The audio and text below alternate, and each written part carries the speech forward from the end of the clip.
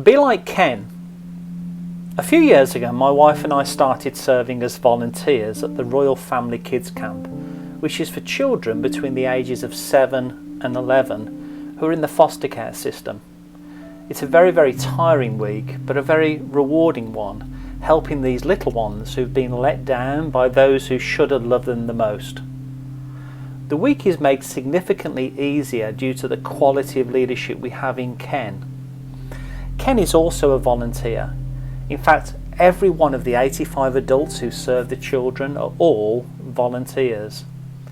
Ken is a retired cop, and in my assessment is perhaps one of the greatest leaders I've had the honour of serving and supporting, both in my working life and in my time serving as a volunteer.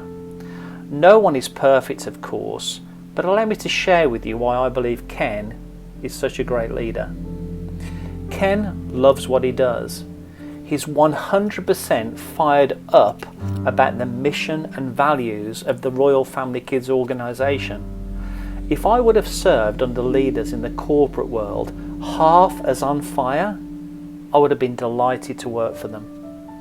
Ken is a good communicator. He's concise yet clear.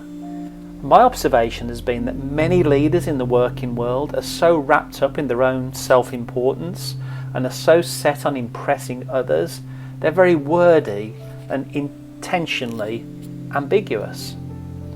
Ken is a hard worker. He leads by doing. Most leaders I've worked for are lazy and prefer the privileges of being a senior leader.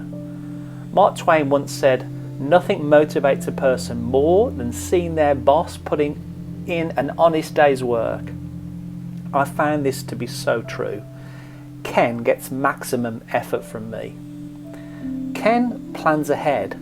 He proactively thinks beyond the immediacy. Conversely, I've observed how most mediocre managers get caught up in the urgency of the latest problem. Ken genuinely expresses gratitude. He sincerely thanks people for a job well done and catches people giving their best efforts.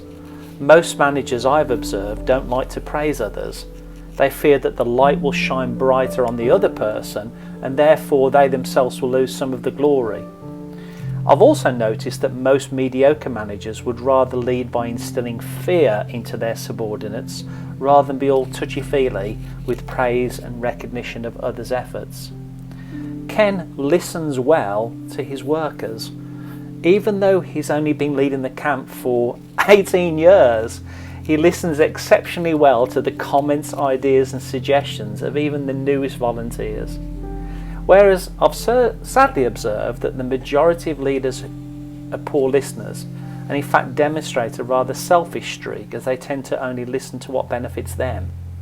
Most certainly I've observed that most senior leaders have little regard for those below them in tenure or rank. Ken is very solution-minded. He solves problems.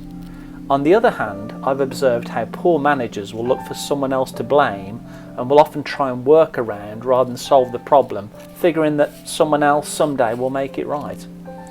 Ken is just a nice guy to be around. I can't say this for most leaders I've worked for or observed in the 260 organisations that we've served over the last 15 years at Newleaf Training and Development around the globe. I'd socialise with Ken. I'd enjoy an adult beverage with Ken. Conversely, most leaders I've worked for or have observed are self-centred, arrogant and deceptive. I'm glad to get home after being around them. So if you're a supervisor, manager or senior leader, be like Ken. If you own a company, be like Ken and try and build your leadership culture to be like Ken. It's not complicated, it's common sense really. If only more leaders were like Ken, I believe the world of work would be a better place. To recap, love what you do. Learn to communicate well, be a hard worker, plan ahead, genuinely express gratitude, listen well, be solution-minded and simply be an overall nice person to be around. In short, be like Ken.